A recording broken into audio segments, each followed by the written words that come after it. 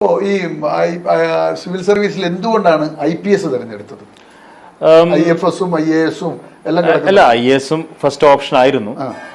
പിന്നെ എൻ്റെ റാങ്കിന് എനിക്ക് IPS ആണ് കിട്ടിയത്. പിന്നെ ആക്ച്വലി സിവിൽ സർവീസ് പഠിക്കാൻ തുടങ്ങിയത് തന്നെ IPS എന്നുള്ള ഒരു സ്വപ്നമില്ല.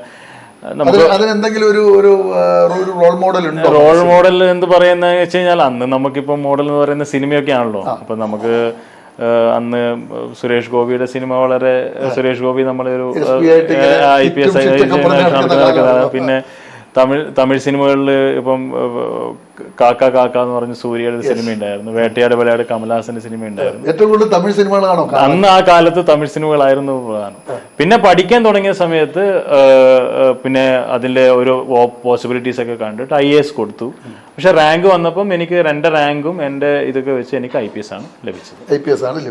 But I am very happy in my job and I love my job. അത് അതിനകത്ത് അതിലൂടെ നേടിയെടുത്ത കരുത്തും മനസ്സിന് വലിയ ബലം നൽകുന്നു. ട്രെയിനിങ് വളരെ it's very very strenuous and very good training. ആ ഒരു കോൺഫിഡൻസ് ലെവലും നമ്മുടെ ആ പേഴ്സണാലിറ്റിയെ തന്നെ മാറ്റി ചെയ്യുന്ന ഒരു ട്രെയിനിങ് ആണ് നമുക്ക് IPS.